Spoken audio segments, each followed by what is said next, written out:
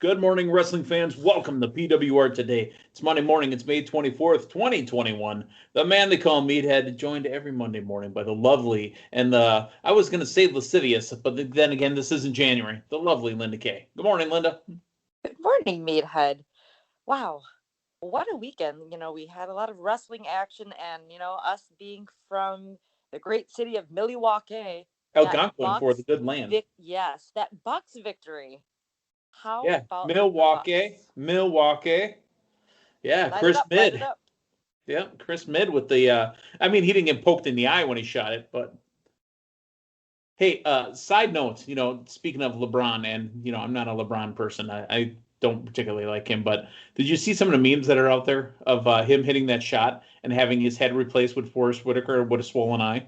Oh, It was too much. I lost it. It was fantastic. But hey, our Brewers finally winning something. Milwaukee winning game one of the series against the Heat with that game winner in overtime. We got a lot of big stuff happening in the city of Milwaukee. I'm only halfway through growing up in Milwaukee, folks. If you haven't seen this yet, on HBO Max, and Linda, you and I were just talking about Mortal Kombat off the air here, so I know you've got HBO Max. Growing up Milwaukee, talking about the area code 53206. Probably one of the roughest areas in the entire country. Check it out. It is heartbreaking for me to watch this, but it's something that you got to check out. On a lighter note, on a happier note, let us first talk about the WWE. Are you ready for WWE? I know I probably said OVW in the beginning, but I already said WWE now, so we're going to go WWE. all right. They are coming back and hitting the road. 25 dates apparently have been scheduled. They have not announced them all, but they are coming to Tejas, Texas, is first for the WWE to hit the road with a live Smackdown, the go-home show before Money in the Bank, and Money in the Bank will be in front of fans in July. June, actually. No, Money in the Bank is in June. I may have misspoken. No, July. I'm sorry. Yeah. So, Linda, thoughts on the WWE hitting the road again? Well, that's tremendous news. I know there were some rumors talking about SummerSlam potentially being the first live event to start the whole touring once again, but nope, we got July. That is tremendous to hear. We're seeing arenas opening up capacities. I just mentioned the Bucks, for example, are huge. They're at 50, venue right? Pfizer Forum, but it still looks so packed, and just the roar of the crowd. I cannot wait. I hope Milwaukee or Chicago or somewhere close, or you know what, for everyone, I hope it's a city near you so you can experience live WWE action once again this summer. I'm stoked. Unless something changes when AEW hits the road, which is also coming very soon as well. Panther Arena, Dynamite, which was on TNT because Dynamite and TNT, Matthew. But Dynamite will be hitting the Milwaukee area as well. And it's funny, we're talking about Matthew, and I'm talking to Linda Kay in the morning. We haven't even mentioned who sponsors this program. Linda Kay, who's our lovely sponsor today? Our hashtag tremendous sponsor is Collar and Elbow. Make sure to go to collarandelbowbrand.com. Look tremendous in your wrestling street fashions that are tremendously soft. I like saying tremendous because Uncle Al, that's his word. Hashtag tremendous. Hashtag tremendous. Yep. Yeah, and I know last week you guys were talking about how soft and comfortable collar and elbow clothing is. It truly is. Make sure to check out the latest and greatest in wrestling street fashions, the spring styles, the sales. There's some new Chad Gaspard stuff out there too, right? Yeah. Make sure to check it out. collarandelbowbrand.com and use promo code Linda K, LINDAKAY to save yourself 10% off your order. Okay, all right. So again, I know we literally had this pre-show and we said what the order was of the stuff we're doing. I know I goofed us up, Linda. That's my fault. Let's move on. I wanted to talk about what's going on in OVW, and you're the perfect person to talk about this. How are things going on down in Louisville? Well, there was just the huge Saturday night special this past weekend, Defiance. A lot of big stuff happening. There's a huge Country Boy, Kentucky title heavyweight tournament going on. I saw that. And yeah, so there's house shows going on all throughout Kentuckiana, mainly Kentucky, but parts of southern Indiana as well. Just big Evansville, things I happen. assume, right? I'm sorry? Evansville in that area there? Yeah, well, lower Indiana and throughout Lexington, Louisville, Georgetown, Kentucky, throughout lots of tour dates. This summer is looking hot. Not just the temperature, Meathead, but just the touring. The dates, we're getting updated regularly. Go to ovwrestling.com to see that. But also, very importantly, this past Saturday, we saw our pal, former senior intern Kal, Fanny Pack Kid. Well, he wasn't in Fanny Pack because, as we know, Tony Gunn, OVW, has taken all of Kal's belongings, if you will. So Kal's just, been down at OVW as an employee. Well, he's working. OVW. I mean, he's making a couple bucks. Yeah, he was running concessions. He was the janitor, and this past Saturday in the main event, it was a tag title match with Jesse Goddard and Tony Gunn's, the previous tag team champs. That, having their match with the Tate twins, Jesse Goddard's pushed the cameraman out of the way. We had to get another cameraman out there. Lo and behold, it's our pal Kal Herro, who ends up distracting Tony Gunn. And I don't want to spoil this on anybody, but it caused quite a scene with his nemesis Tony Gunn. So you can check out, if you missed Defiance, it is at ovwrestling.com and OVW's YouTube page. But we saw the return of Kal Herro in the form of a cameraman. Well, that's the thing in the wrestling business. They say, and we can talk, one of these days we're going to have Uncle Al on to come talk to us. But, they say you got to learn every part of a company to really know how to run it and really do things. Kal is doing every job there. I mean, he cleaned the toilet bowls. He swept up the popcorn. He, sold the popcorn. The hot dogs. Serving the hot dogs, putting the mustard on the bun, stuff like that. Kal Herro came in, wrestled some matches, but now Kal Herro is learning the other aspects of the business. So, maybe we need to have Kal on because Kal needs another job. Maybe we get him to fill in one of these days when you're down there working at the good old OVW and have Kal come do PWR today with us. Right. Absolutely. Let's just add that to the resume. Fair enough. All right. Well, that Tony Gunn, quite the nemesis. Now Kal Herro, to kind of skip ahead here, but segueing somewhat, Kal Herro is now going to be making his debut on AEW Dark, ironically enough, against the Gunn Club. Do you think Tony Gunn has anything to do with this Gunn Club, and how is that happening? Wow. What are the odds that he has a feud with Gunn on one show and Gunn on the other? And not just the Gunn. They're both spelled Gunn. Right. And now the Gunn Club. Wow. Do you think they're long-lost cousins? Do you think Tony Gunn is the forgotten Godwin? Oh. And he slopped, perhaps? Maybe. Oh, but how about that for Kal? I've been seeing the posts for the match for Dark tomorrow night. Isn't that amazing? No, tonight. I think it's on tonight, actually, isn't it? Is it tonight or Tuesday tomorrow? night? It's for tomorrow night. Yeah. So it's, I believe it's 6 p.m. Central on AEW's YouTube channel. You can catch our pal, Kal. Wow. Go get it, kid that wears a fanny pack sometimes. Hopefully he'll see get what it I did there? Yes. I'm over the moon about this. Again, Kal tweeted this out a while ago. I don't know if it was this year, last year, whatever, but he showed his first ever PWR primetime appearance. And the irony of it is, it's this little kid doing the DX sign with his pinky fingers as I'm playing with like a hamster wheel behind me or something like that. I don't know what it was. This kid, I'm trying to do a program with Damian Nelson, and this kid just comes up and does DX with his pinkies right in front of me while we're on the air. One of my favorite pictures. It's pretty funny, actually. So, again, when I become an old man and Kal becomes a super huge megastar, I'm going to keep retweeting that picture, by the way. There you go. All right. So let's talk SmackDown from Friday night. Linda, I saw SmackDown. They opened the show with Sonya Deville announcing, hey, ladies and gentlemen, we are hitting the road again, and we're going to do a parade of champions. I'd like to show you our women's tag team champions, Natalya and Tamina, the new SmackDown tag team champions, Rey and Dominic Mysterio, the Intercontinental champion, Apollo Crews, and the SmackDown women's champion, Bianca Belair. One champion was left out, though. So here comes Paul Heyman and says that the Universal Champion, Roman Reigns, is the preeminent champion of all sports entertainment. Your thoughts on reintroducing the champions of the SmackDown brand?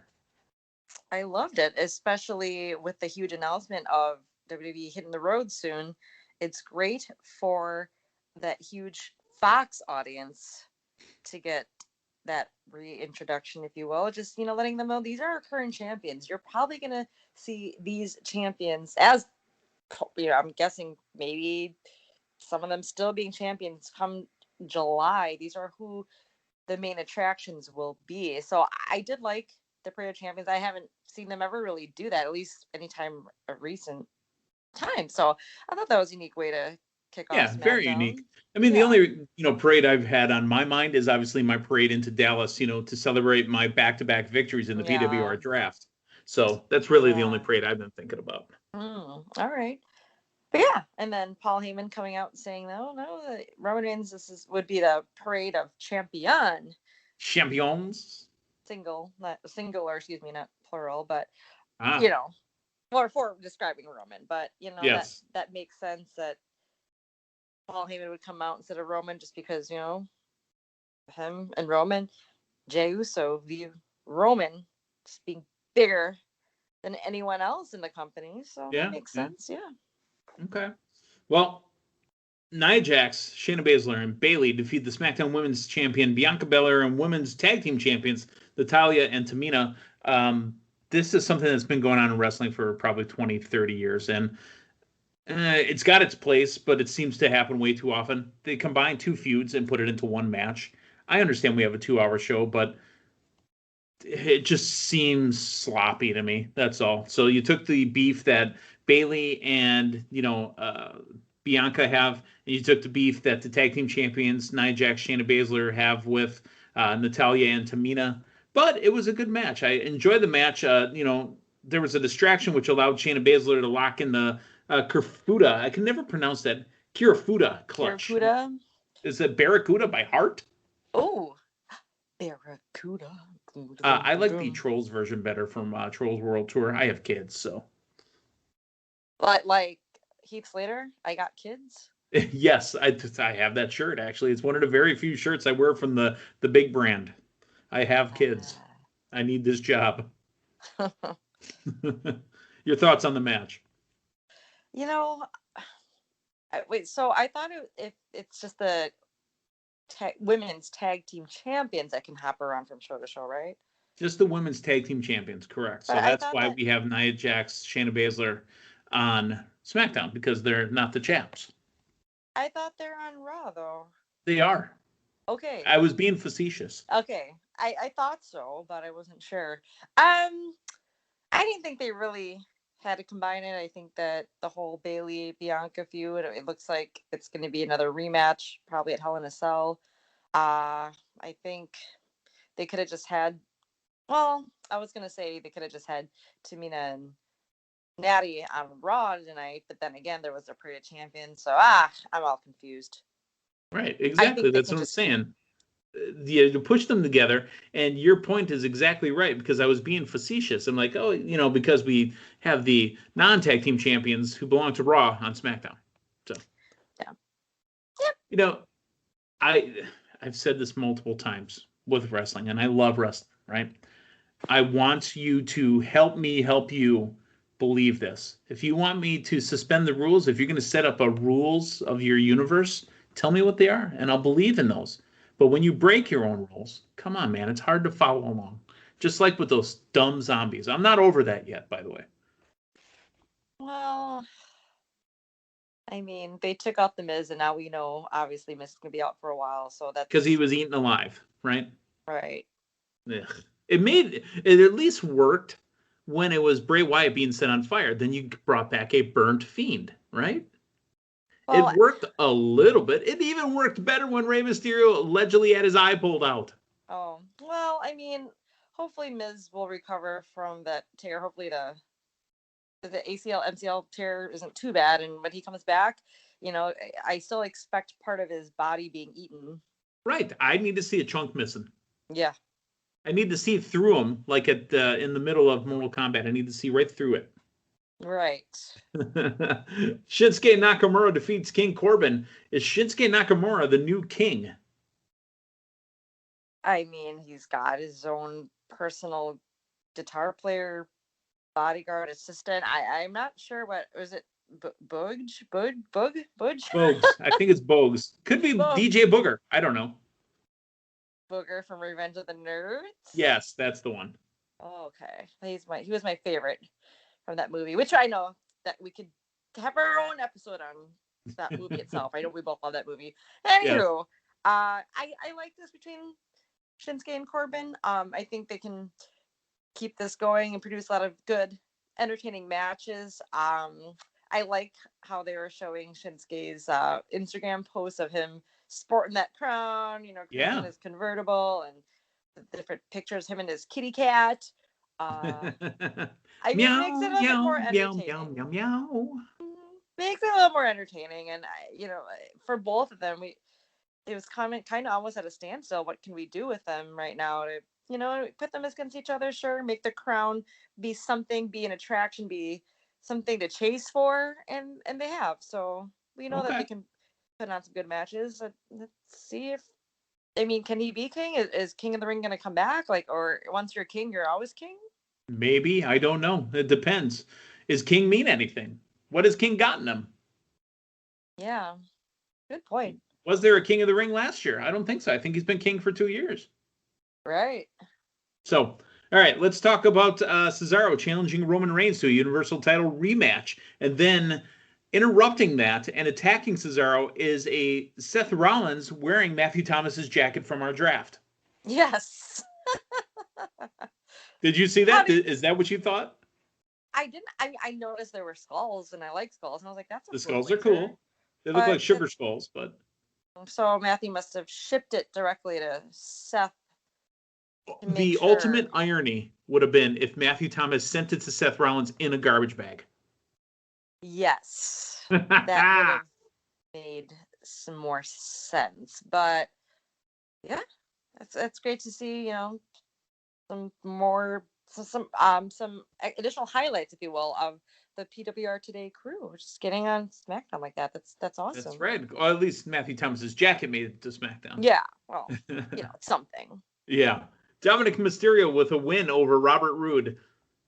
As much as I like Dominic Mysterio, I do, and he's got good size, and he's going to get better and better. I need to see more from Robert Roode, Bobby Roode, as Pat McAfee still calls him. And I liked Bobby Roode. I liked the Glorious thing. I like when he came out to the entire choir singing Glorious. What's going on? The robe and that entrance. Yeah. I want that back. I want it back, too.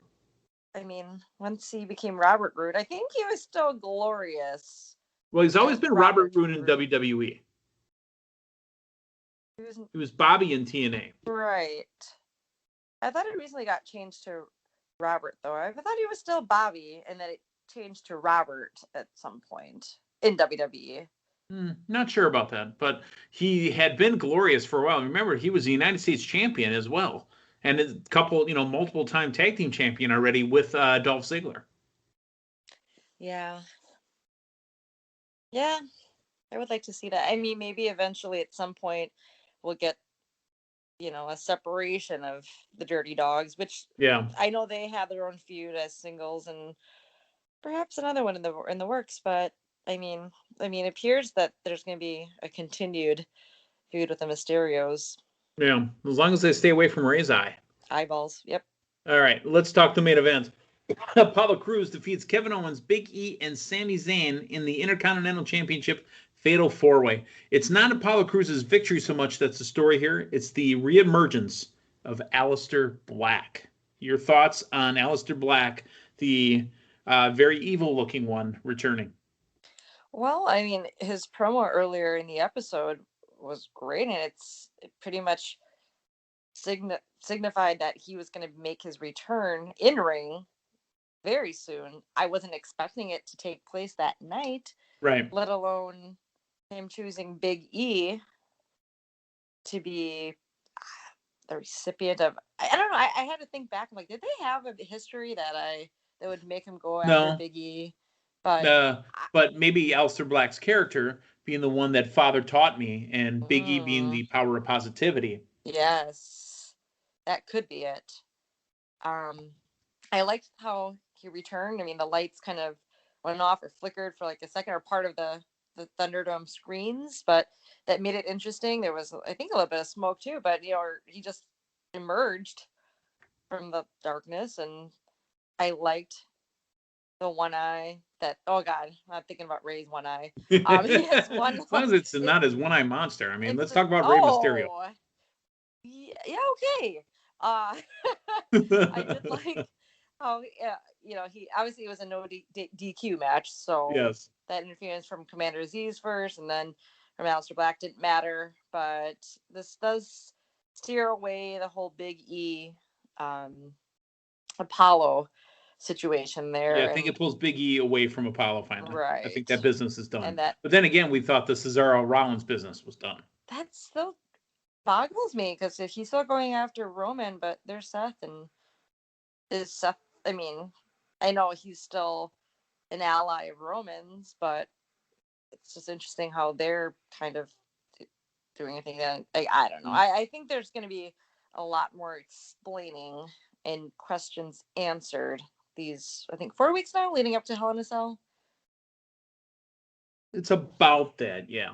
So, and again, it makes Hell in a Cell with the announcement of going live. Doesn't it make Hell in a Cell feel like a lame duck pay-per-view? And it used to be in October, which was around Halloween. Right, they bumped it up, right. So that was interesting, because we talked about this before. Money in the Bank was the start of our draft last year, and that was correct. May, and now it's in July. I mean, hey, if they're going to kick off the tour on the road again, you might as well make it a pay-per-view that's, I mean, if it's not going to be one of the big fours, Money in the Bank's definitely a huge draw. Yeah, I mean, I guess, but like I said, it makes Hell in a Cell to me feel like a lame duck pay-per-view. Like, yeah, that's cool, Hell in a Cell, but I mean, we're excited to see what's going to look like in front of fans, because we'll have had pay-per-views without fans since WrestleMania. Yeah. Well, who knows? And who knows if those buildings go 50%, 100%, whatever it is. I know, again, we talk about the city of Milwaukee. Mask mandates are falling like flies. We go to our local grocery stores, Pick and Save. I was in a Pick and Save today, and there is no more mask mandate for the store. The signs are down. So. Yeah, but I mean, if they're kicking off in Texas, I mean, remember the opening day for the Rangers? I mean, they went full capacity, I believe. Yeah. So, yeah.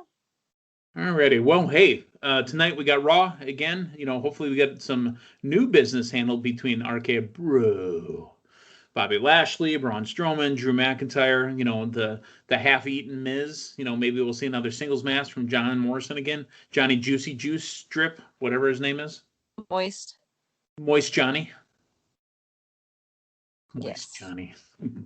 And again, folks, we're excited.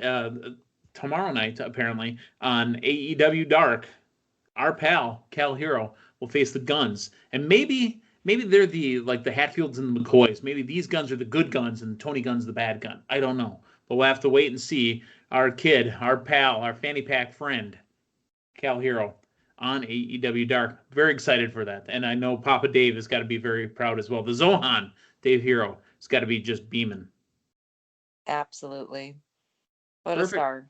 Yeah. And you said you're heading down to OVW this coming weekend. Oh, no, not this weekend. You got GLCW shows this weekend. Tell us what's going on Memorial Day weekend. Yes. So this Sunday, May 30th, make Great Lakes Championship Wrestling a part of your Memorial Weekend celebrations. We've got a huge event this Sunday, May 30th, up in Dundee, Wisconsin. That's Kettle Moraine, Campbellsport area. So not too far north of Milwaukee, pretty central in the state. So any part of Wisconsin, make that trek to the Dundee Sportsman Club.